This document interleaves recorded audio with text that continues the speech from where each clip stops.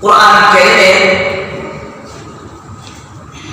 49 সূরা সূরাতুল হুজুরাত এই 11 নম্বর আয়াত তেলাওয়াত করেছি ইনশাআল্লাহ ওয়া তাওফীক বিল্লাহ। আমরা কথিত আয়াতের সরল অর্থটা জেনে নিই। মহান রব্বুল আলামিন কি বলছেন? ইন্নামাল মুমিনুনা ইখওয়াতুন ফাসলিহু বাইনা আখাওয়াইকুম ওয়াত্তাকুল্লাহা লাআল্লাকুম তুরহামুন। ইন্নামাল মুমিনুন ইখওয়াতুন, প্রত্যেকটা মুমিন ভাই ভাই। ফাসলিহু বাইনা আখাওয়াইকুম, সুতরাং মুমিন হিসেবে তাদের কাজ হলো ভাইয়ের মীমাংসা করে দেওয়া, ফয়সালা করে দেওয়া। ওয়াত্তাকুল্লাহ, আল্লাহকে ভয় করো, লাআল্লাকুম তুরহামুন, তাহলে সম্ভবত তোমরা আল্লাহর দয়া পাবে, রহমত পাবে, করুণা পাবে।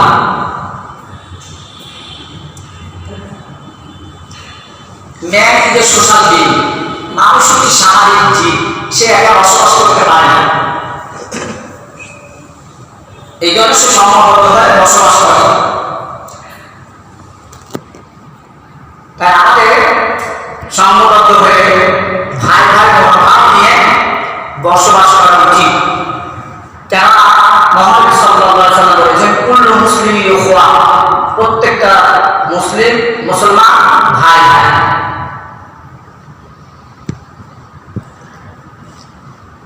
ম্যান ফর ম্যান, মানুষ মানুষের জন্য,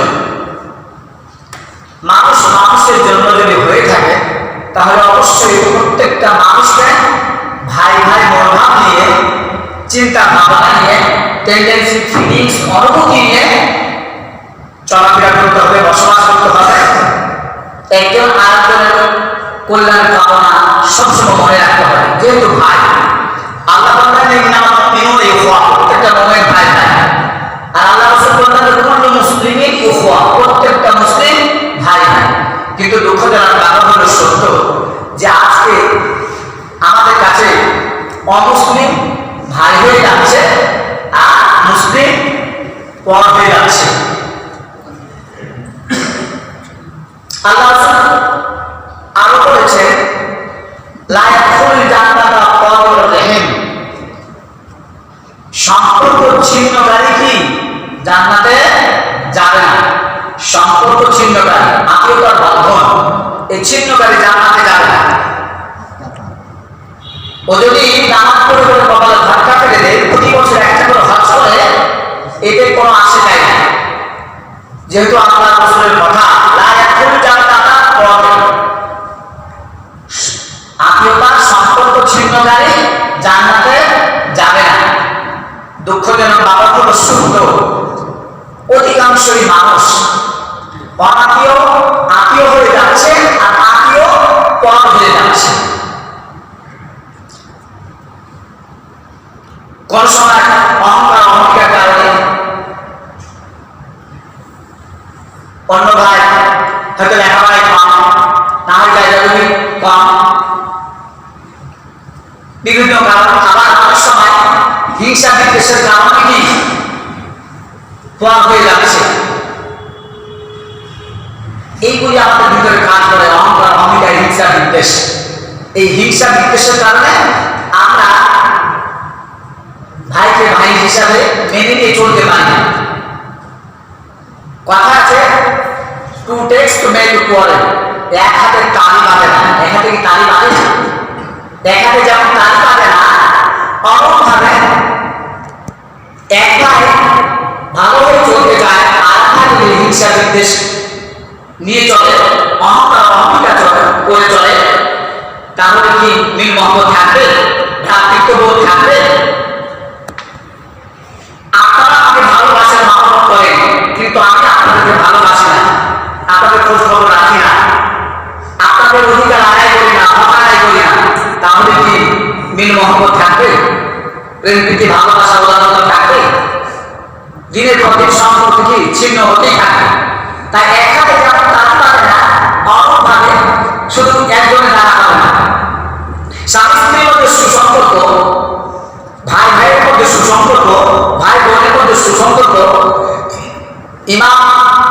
মুসলমানের মধ্যে সুসম্পর্ক, নেতা এবং অপসারীদের মধ্যে সুসম্পর্ক, সরকার আর জনগণের মধ্যে সুসম্পর্ক গড়ে উঠবে তখনই যখনই উভয়ই কি একই মনোভাবাপন্ন হয়ে চলবে। এই জন্য be one mind, live in peace, এক মনা হও, তাহলে শান্তিতে বসবাস করবে। সরকার জনগণ, স্বামী স্ত্রী, মা বাবা, সন্তান সম্পর্কে সবার মন কি একই রকম হতে হবে। একজন অপরজনকে ভালোবাসা মহব্বত করবে, তাহলে কি মিল মহব্বত টিকে থাকবে, ভ্রাতৃত্ব বোধ টিকে থাকবে, ভ্রাতৃত্বের বন্ধন থাকবে। তো আজকের আলোচ্য বিষয় হচ্ছে ভ্রাতৃত্বের বন্ধনে মানবতার কল্যাণ। ভ্রাতৃত্বের বন্ধনে মানবতার কল্যাণে, যেহেতু আল্লাহ বলছেন প্রত্যেকটা মুমিন ভাই ভাই, সুতরাং আমাদের মধ্যে মুমিন হিসাবে, মুসলিম হিসাবে ভ্রাতৃত্বের বন্ধন টিকিয়ে রাখতে হবে। ভ্রাতৃত্বের বন্ধন যদি আমার আপনার মধ্যে বিরাজ করে, আমাদের মধ্যে বিরাজ করে, তাহলে কি মানবতার কল্যাণ হবে। আর ভ্রাতৃত্বের বন্ধন যদি না থাকে, তাহলে মানবতার কল্যাণ হবে না। ম্যান হ্যাজ থ্রি ডিউটিজ, মানুষের তিনটা দায়িত্ব কর্তব্য। প্রথমত ডিউটিজ টুয়ার্ডস আল্লাহ। একটা মানুষের প্রথম দায়িত্ব কর্তব্য হলো যে আল্লাহর প্রতি, আল্লাহর হক আদায় করবে, আল্লাহর হুকুম আহকাম বিধিবিধান মেনে চলবে, আল্লাহ রীতিনীতি, আল্লাহ নিয়ম কানুন অর্ডার ফলো করে চলবে। তারপরে ডিউটিজ টুয়ার্ডস প্যারেন্টস, মা বাবার খেদমত করবে, মা বাবার খেদমত করবে। আল্লাহর পরে কি মা বাবার স্থান। সুতরাং প্রত্যেকটা মানুষই যেহেতু পৃথিবীতে আদম আলাইহিস সালাম ছাড়া পৃথিবীর কোন মানুষ মা বাবা ছেড়ে এসেছে? ঈসা আলাইহিস সালাম শুধু বাবা ছাড়া, কিন্তু মায়ের দরকার হয়েছে, তাই না? তাহলে প্রত্যেকটা মানুষ এসেছে ধর্মের হোক না কেন, প্রত্যেকটা মানুষ মানুষ হিসাবে, কিন্তু জীব জানোয়ার নয়। কারণ জীব জানোয়ারের মধ্যে কোনো ভ্রাতৃত্ব বোধ, মানবতার কল্যাণ কি তাদের এরকম কোনো কিছু নেই। তাদের সামাজিক একতা এগুলি তাদের দরকার নেই। তারপরে তাদেরকে দেখবেন কি হরিণের পালি খায়, তাই না? বাঘ বাঘের পালি থাকে, দলবদ্ধ হয়ে চলে। কুমির যেখানে বাস করছে, কুমিরই বাস করছে। জলহস্তি যে পানিটা আছে, দেখবেন ওখানে জলহস্তি আছে, সাপের জায়গাতে সাপই আছে, ঠিক কিনা? কিন্তু আমরা মানুষের আশাতে মানুষ সৃষ্টির সেরাদের হয়ে, আবার ওই সৃষ্টির সেরাদের মধ্যে মুমিন হয়ে, মুসলমান হয়ে এক হয়ে চলতে পারি। তো আসুন ভ্রাতৃত্বের বন্ধনে মানবতা করলেন আমাদের প্রত্যেকটা কাজই হবে, যেহেতু আমরা প্রত্যেকটা মুমিন ভাই ভাই, প্রত্যেকটা মুসলিম ভাই ভাই, সুতরাং আমার আপনার মন সবসময় কি মানবতার কল্যাণ হিসাবে কাজ করবে। আর ইসলামের মধ্যেই রয়েছে আসল মানবতা, ইসলামের মধ্যেই রয়েছে মানবতা। কেননা ইসলাম হচ্ছে কি ব্রড মাইন্ডের ধর্ম, উদারতা ধর্ম। পৃথিবীতে ইসলামের চাইতে উদারতা, প্রেম, প্রীতি, ভালোবাসা দিয়ে কোন ধর্মের জন্ম হয়নি। কেন? প্রত্যেক ইসলাম প্রত্যেকটা ধর্মের মানুষের তৈরি করা, প্রত্যেকটা ধর্ম মানুষের তৈরি করা। দেখেন খ্রিস্টান ধর্ম, যিশু খ্রিস্ট তাকে মানে আজ থেকে 2020 চলছে, তাই না? তাই 2020-এর আগে তো খ্রিস্টান ধর্ম ছিল না, ছিল কি? বৌদ্ধ ধর্ম কিন্তু গৌতম বুদ্ধের আগে তো এই বৌদ্ধ ধর্ম ছিল না, ছিল কি? তারপরে সনাতন ধর্ম, সনাতন প্রাচীন হিন্দু ধর্ম, এরা সনাতন ধর্ম বলে। সনাতন ধর্ম প্রাচীন, আর হিন্দু ধর্মটা সিন্ধু নদীর আশপাশে যারা খারাপ হয়ে গেছিল, নেগেটিভ হয়ে গেছিল, চরিত্রহীন হয়ে গেছিল, আদর্শহীন হয়ে গেছিল, তাদেরকে ভালো করবার জন্য, আদর্শবান চরিত্র বা করবার জন্যই হিন্দু ধর্মের জন্ম হয়েছে। কিন্তু তাহলে হিন্দু ধর্ম, সনাতন ধর্ম যদি প্রাচীন ধর্ম হয়, তাহলে আমরা করে একটা হোটেল যদি ধরো 10-20 বছর আগে হয়, ওই নামে যদি আর একটা হোটেল হতো, নিউ লাগাবে না? নিউ লাগাবে কি না? আকবর হোটেল। এখন আর একটা আকবর হোটেল হয়, নিউ আকবর হোটেল হবে না? Asian free cadet school and college ছিল, এখন যারা নতুন করে করেছে দেখবেন লেখা আছে new Asian free cadet school and college. আচ্ছা, নিউ লাগাতে হবে। তাহলে সনাতন যদি প্রাচীন হয়, তাহলে প্রাচীন যদি ওই সময় তার আগে তো সনাতন ধর্ম ছিল না, হিন্দু ধর্ম ছিল না, কিন্তু ইসলাম ধর্ম মানবতার সৃষ্টির শুরু থেকে ইসলাম ধর্ম, আদম আলাইহিস সালাম যখন জন্ম হয়েছে তখন থেকে ইসলাম ধর্ম জন্ম। আদম আলাইহিস সালাম আল্লাহ রাব্বুল আলামিন 10টি শরীফা দিয়েছিলেন।